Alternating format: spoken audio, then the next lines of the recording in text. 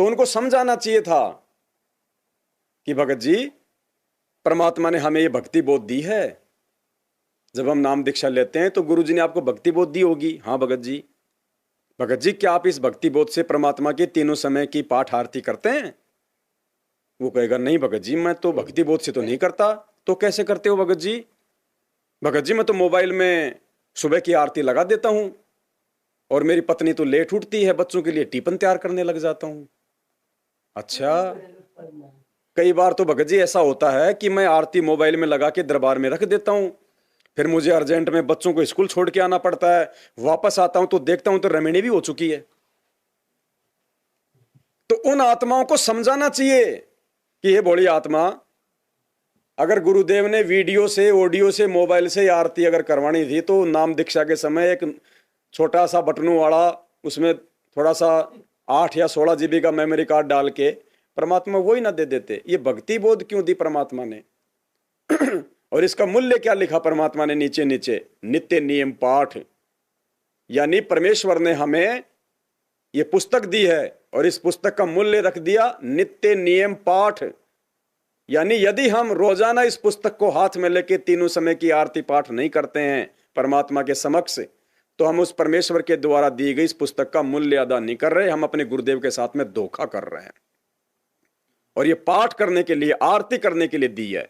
तो अगर इस पुस्तक में बताई गई विधि से यदि हम आरती नहीं करेंगे तीनों समय की, अगर मोबाइल से करते रहे, ऑडियो वीडियो से जो है करते रहे, और आरती लगा के कभी बाथरूम में जाके बैठ गए, कभी भैंसों को पानी पिलाने चले गए, कभी अपने और किसी काम में लग गए, कोई आड़ोसी पड़ोसी आ गए उससे बात करने लग गए। हम तो अच्छे से जानते हैं क्योंकि हम भी इसी मार्ग से बाहर निकले हुए हैं। हमें अच्छे से पता है इन बड़े बड़े लोगों की रहनी करनी क्या है, इन कोऑर्डिनेटरों की रहनी करनी क्या है, कैसे ये लोग आरतियां करते हैं, कैसे ये लोग मंत्र करते हैं, क्या इनकी भक्ति विधि है, हमें अच्छे से पता है। तो परमेश्वर लाभ कहां से देगा? अरे जब हम सुबह की आरती करते हैं भगवान के सामने खड़े होकर उनके दरबार में, पहली बात तो हमें आरती करने का नहीं पता। सामने पूर्ण परमात्मा, सारी सृष्टि का रचनहार, और हम नीचे बैठ के आरती कर रहे हैं। ठीक है, कोई तकलीफ है, कोई प्रॉब्लम है, कोई एक्सीडेंटल है, ये, और यदि कोई गर्भवती माता बहन है, कोई अपंग है, कोई बीमार है, वो तो चाहे लेट के कर लो, उसमें कोई दोष नहीं है। आप ठीक ठाक हैं, अच्छी स्थिति है, युवा हैं, फिर भी आप बैठे बैठे आरती करते हैं। शर्म आनी चाहिए। पहले उन पत्थरों के आगे खड़े होके ओम जय जगदीश हरि किया करते थे, इतना लंबा हनुमान चालीसा खड़े खड़े किया करते थे, और आज ये पूर्ण परमात्मा मिल गया, सारी सृष्टि का रचनहार मिल गया, आज हमारे घुटनों का पानी सूख गया। शर्म आनी चाहिए। धिक्कार। सामने भगवान खड़ा है और हम क्या कर रहे हैं बैठ के? क्यों? क्योंकि हम इनको भगवान नहीं मान रहे। जिस दिन हम सत्सेवकों की तरह, साथ संगति से जुड़े भाई बहनों की तरह गुरु को ही भगवान मान लिया जाएगा, उसके बाद तो कोई दुख तकलीफ रही नहीं जाएगी भक्ति मार्ग में। इन आश्रमों में कबीर जी का प्रगट दिवस मनाया जाता है, दाढ़ी मूछ वाली फोटो का, जून के महीने में। गरीबदास जी का बोध दिवस मनाया जाता है, 3 दिन का पाठ प्रकाश होता है, और वहां पे भोग की आरती होती है 1 घंटे की, 42 मिनट की या 1 घंटे के आसपास एक भोग की आरती है। मोको कहां ढूंढे रे बंदे, मैं तो तेरे पास में, जैसे हम सत्सेवक भाई बहन करते हैं, इस पुस्तक में भी लिखा हुआ है। अब पुण्यात्मा, वो भोग की आरती जो उन आश्रमों में जो की जाती है, बैठ के कोई नहीं करता। सर पे कपड़ा बांधेंगे, सब खड़े होके आरती करेंगे, भोग की आरती 42 मिनट की। क्यों? क्योंकि सबको पता है कि हम जिसके लिए आरती कर रहे हैं और जिसका ये प्रकट दिवस है दाढ़ी मूछ वाले का, कबीर जी, वो भगवान है, परमात्मा है कबीर साहिब। और भगवान के आगे खड़े होकर आरती की जाती है, सर पे सफेद कपड़ा बांध के उनके सम्मान के रूप में आरती की जाती है। सब करते हैं वहां पे इन आश्रमों में। और जब बारी आती है अपने गुरुदेव असली कबीर भगवान के सामने आरती करने की तीनों समय की, तो हम लोग बैठ जाते हैं। कोई लेट रहा है, कोई बातचीत कर रहा है, कोई बाथरूम में बैठा है, कोई आपस में कोई राजनीति कर रहा है, कोई जो है गप्पे मार रहा है, किसी ने 5 बजे उठ के टाइम देखा और आरती का समय हो गया, लगा दी मोबाइल में, वापस हो गया, पता ही नहीं चला रमणी कब हो गई, आरती कब हो गई। दोनों चीजें एक साथ हो जाती हैं। तो कहां से लाभ मिलेंगे भाई? अरे परमात्मा ने हमें जो विधि बताई है, हम उस विधि पे नहीं चलेंगे तो परमात्मा लाभ कैसे देगा? जबरदस्ती नहीं देगा। तो भगत भाई बहनों को बैठा के समझाना चाहिए था कि जिस प्रकार हम दाढ़ी मूछ वाली काल्पनिक फोटो को असली भगवान मान के और उसके सम्मान में सर पे सफेद कपड़ा बांध के खड़े होके 1 घंटे आरती करते हैं, पुण्यात्मा वो तो नकली, वो तो काल्पनिक फोटो है, वो भगवान भी नहीं है, वो जड़ मूर्ति है। वो ना सुन सकती, ना देख सकती, ना बोल सकती, ना तुम्हारी आरती को जो है वो सुन सकता। और असली भगवान ये सतगुरु रामपाल जी भगवान, वही दाढ़ी मूछ वाला जो 650 साल पहले आया था, आज जिंदा रूप में आ गया, सतगुरु रामपाल जी भगवान के रूप में आ गया। आज इसको ना पहचान के हम इसको एक आम व्यक्ति समझ के, आम संत समझ के हम इसके द्वारा दी गई आरती और पाठ को कोई महत्व ही नहीं दे रहे। मन में आए जैसे कर लो, गुरु जी तो है। अरे उस कागज की फोटो का तो डर, उस कागज की फोटो को तो सम्मान, इज्जत, और असली भगवान जिंदा कबीर परमेश्वर को कोई इज्जत नहीं, इसका कोई डर नहीं।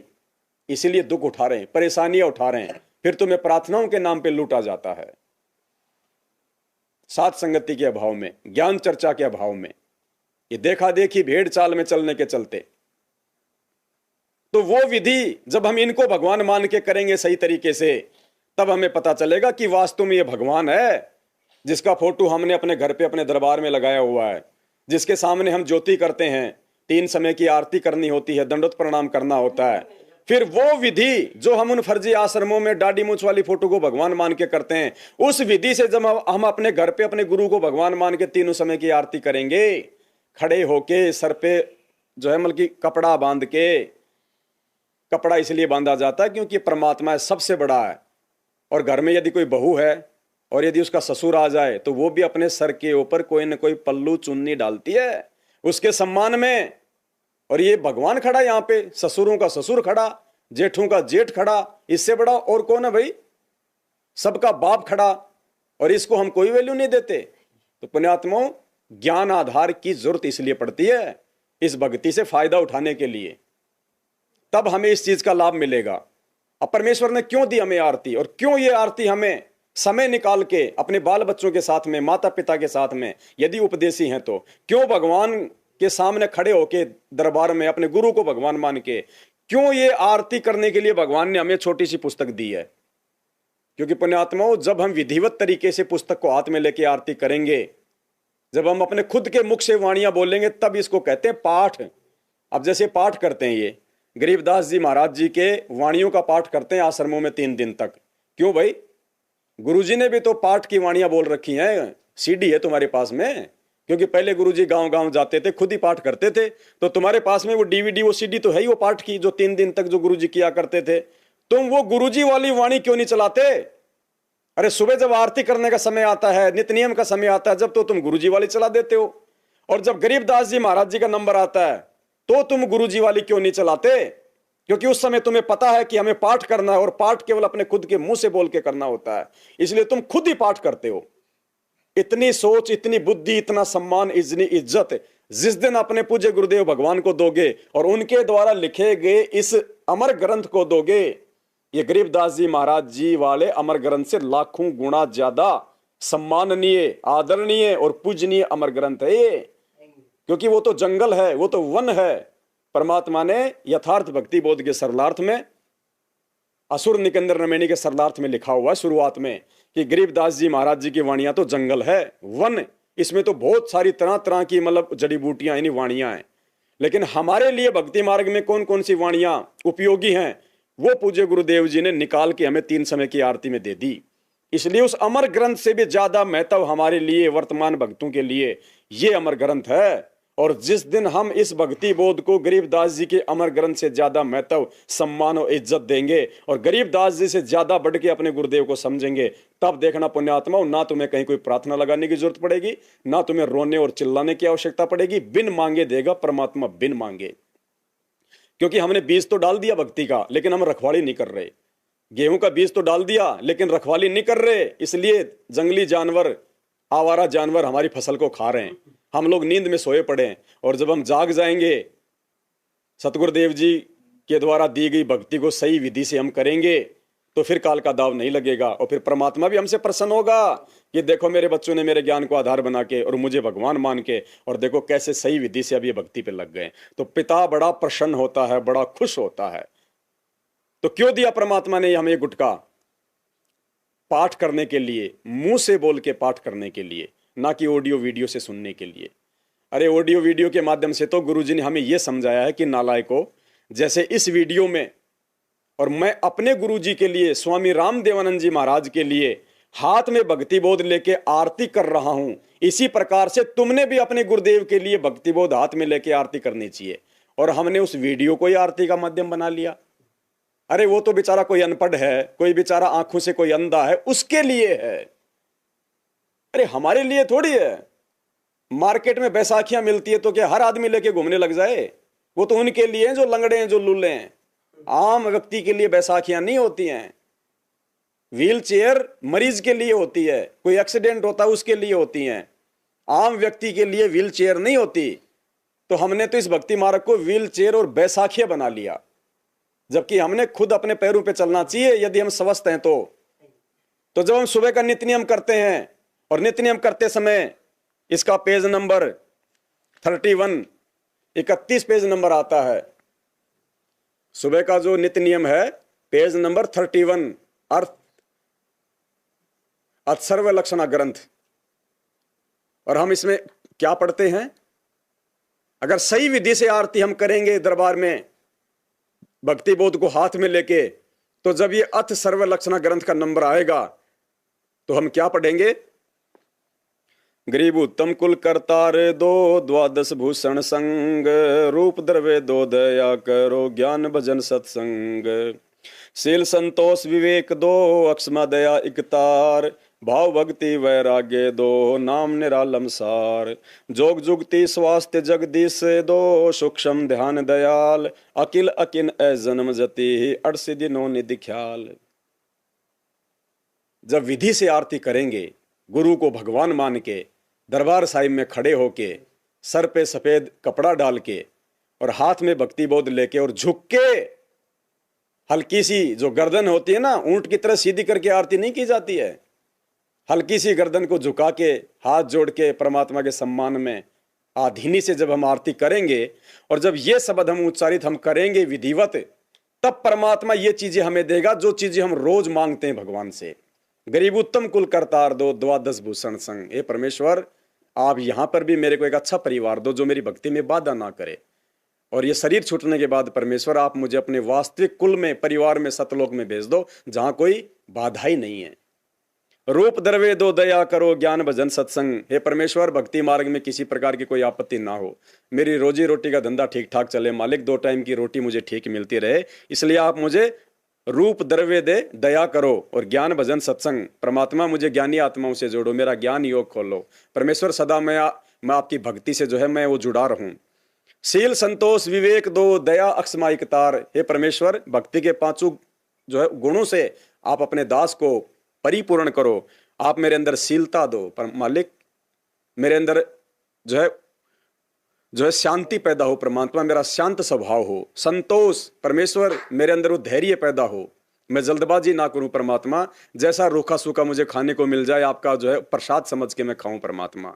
मुझे कोई भी जो है इज्जत और बेइज्जती की मुझे कोई परवाह ना हो। हे परमेश्वर, आप मेरे को इतना विवेक भी दो परमात्मा, ताकि मैं धैर्य के साथ ज्ञान को आधार बना के मैं आपकी भक्ति कर सकूं। क्षमा दया इकतार परमेश्वर, एक क्षमा का जो गुण है, जो दया का गुण है परमेश्वर, आप मुझे दीजिए। मेरे अंतःकरण में परमेश्वर आप जो की दया भरिए परमात्मा।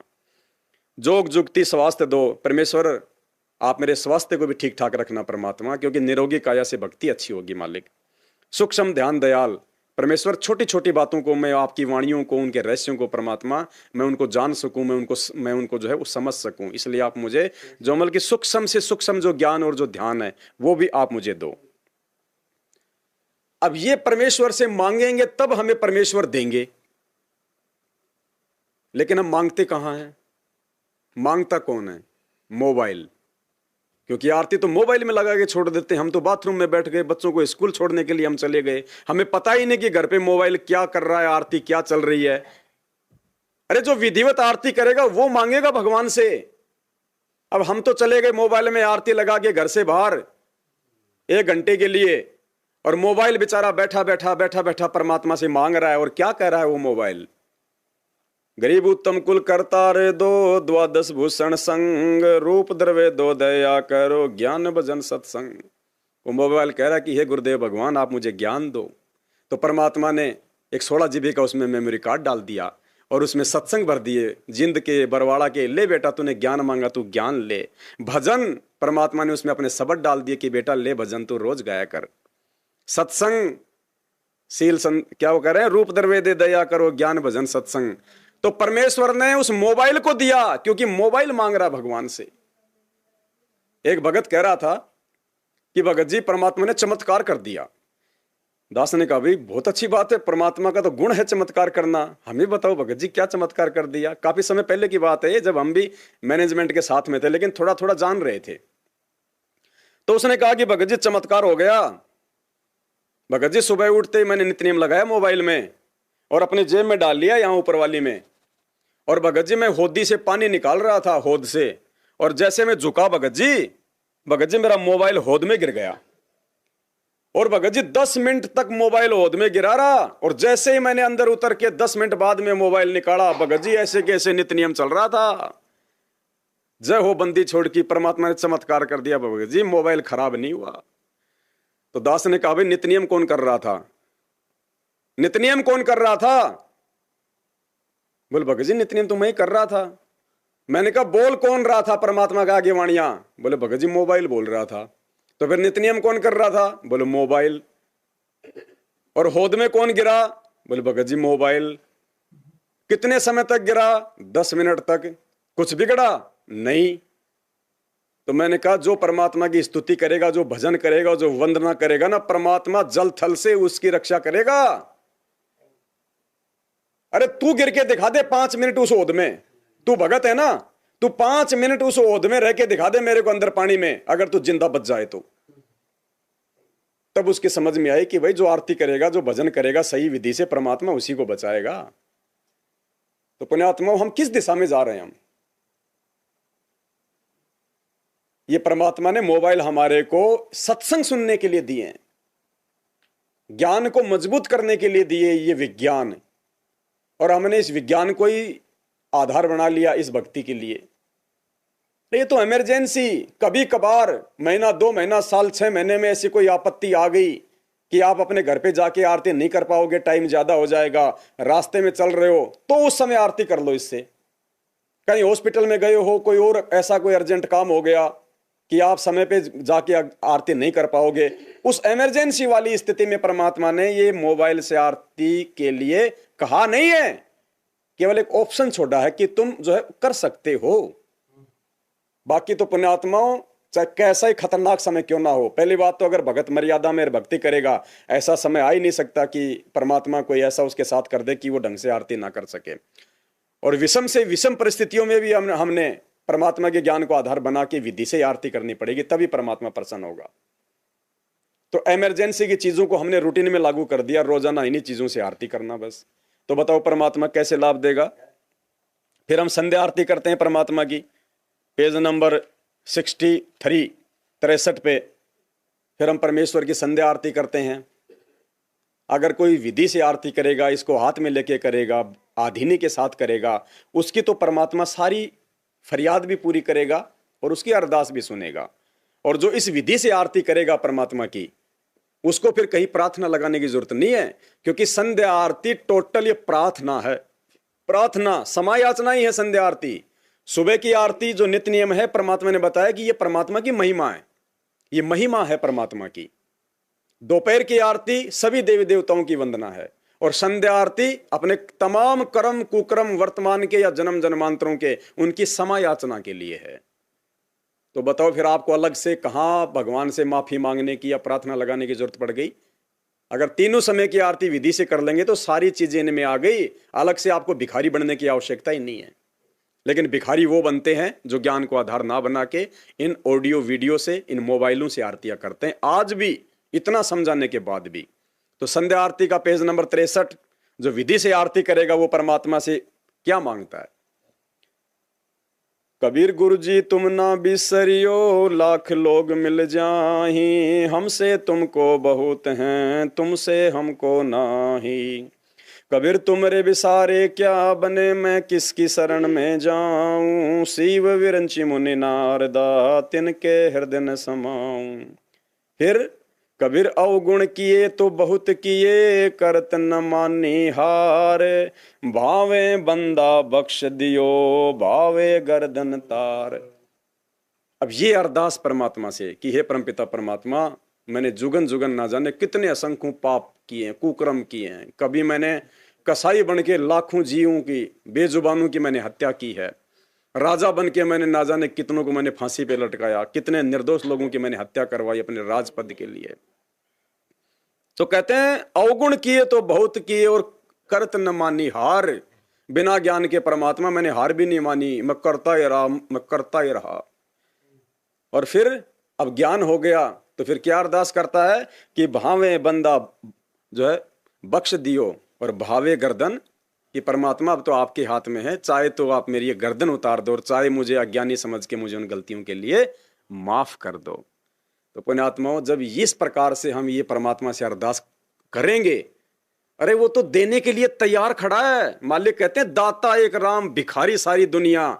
लेकिन सुबह सुबह ये आरती असुर निकंदर रमैणी संध्या आरती, अरे हम भिखारी बन के करेंगे तब परमात्मा माफ करेगा, और मोबाइल करेगा तो क्या माफ करेगा परमात्मा, बताओ। अब मोबाइल ने बेचारे ने कौन सा कुकर्म कर दिया जो परमात्मा से माफी मांग रहा हो कि भावे बंदा बख्श दी और भावे गर्दन तारे, बताओ। ये करनी हमें चाहिए थी, और कौन कर रहा है? वो निर्जीव वस्तु, वो मोबाइल। तो परमात्मा कैसे सुनेगा? क्योंकि मोबाइल आधीन से नहीं कर सकता, मोबाइल की अपनी कोई सोच नहीं होती, वो तो निर्जीव वस्तु है, वो तो एक यंत्र है। वो यंत्र आरती कर रहा है, और हम जीवित क्या कर रहे हैं? हम चेतन क्या कर रहे हैं? हम भैंसों को पानी पिलाने निकल जाते हैं, हम बच्चे को स्कूल से लाने के लिए निकल जाते हैं, हम ध्यान ही नहीं देते। तो कैसे परमात्मा मेहर करेगा भाई? आप 12वें पंथ की भक्ति कर रहे हो या फिर आप ये 13वें पंथ की जो है ये भक्ति कर रहे हो आप? फिर कबीर अवगुण मेरे बाप जी बख्शो गरीब निवाज, जो मैं पूत कपूत हूं बहुर पिता को लाज। वो मोबाइल बेचारा बैठा बैठा परमात्मा से भीख मांग रहा है कि हे परमात्मा, मुझे अपना बेटा समझ के, नादान बेटा समझ के माफ कर देना मालिक। करनी किसने चाहिए थी? कबीर मैं अपराधी जन्म का, नक्सिक भरे विकार। ना उसके नख ना उसके चोटी बेचारे के। नख मानी नाखून और शिखा मानी चोटी। अरदास तो हमने करनी चाहिए थी गुरुदेव के आगे भक्ति बोध हाथ में लेके पाठ करते हुए कि ये परमात्मा मैं अपराधी जन्म का और मेरे नक्सिक भरे विकार। नक्सिक मानी परमात्मा पैर के नाखून से लेके सिर की जो है चोटी तक, यानी मैं तो पूरा का पूरा परमात्मा पाप कर्मों में मैं सना पड़ा हूं।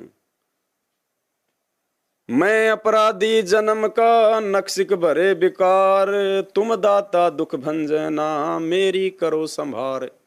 अब उस मोबाइल के ना तो चोटी ना नाखून, तो परमात्मा किस पे मेहर करेगा? जय इब के सतगुरु मिले, सब दुख आंखों रोई। अब कैसे रोएगा मोबाइल? रोएगा वो जो कोई चेतन होगा, भगत होगा, जिसको आभास होगा इस ज्ञान आधार से अपने पाप कर्मों के विषय में। जो आदमी सोचेगा, जो चिंतन करेगा, जो प्रायश्चित करेगा। चरणों ऊपर शीस धरूं, कहूं जो कहनी होए। कबीर साईं मिल लेंगे, पूछेंगे कुशलात, आदि अंत की सब कहूं अपने दिल की बात। और लास्ट में फिर क्या कहता मोबाइल? मेरे गुरुदेव भगवान भगवान, दीजो काट काल की। परमात्मा ने देखा बेचारा बहुत दुखी है, इसकी फांसी काटनी पड़ेगी, तो उसकी आईसी फूंक देता है परमात्मा, उसको खराब कर देता फिर परमात्मा कि बेटा इन्होंने तो तेरे को जो है कसाई से भी ज्यादा दुखी किया हुआ है।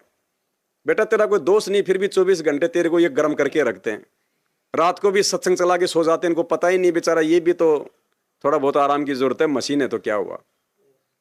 तो परमात्मा किसी न किसी बहाने से उसका कोई न कोई जो है वो पुर्जा ढीला कर देता है, और फिर वो मिस्त्री के पटक के आ जाते हैं, और फिर कोई सलाह देता है भाई कोई बड़ा मोबाइल ले ले, छोटे का जमाना गया, या उसका मेमोरी कार्ड जो है वो फॉर्मेट हो जाता है। तो पुण्यात्मा हम क्या कर रहे हैं? अरे भगवान इन मोबाइलों से भक्ति करवाने आया है या फिर हम इंसानों से भक्ति करवाने आया है? किस दिशा में बढ़ रहे हैं हम? किन अज्ञानियों की संगत में पड़ गए हम? साथ संगति से जुड़ो। ये शंका समाधान की पुस्तक परमात्मा ने छपवाई, 150 शंकाओं के समाधान है। जिस पुण्यात्मा के हाथ में लग गई और जिसने इसको एक बार पूरा पढ़ लिया पुण्यात्मा, वो कभी मार नहीं खाएगा। और निर्भागी वो आत्मा जो ले लिया लेकिन उसको देख नहीं रहे, उसको पढ़ नहीं रहे, वो भी निर्भागी आत्मा है।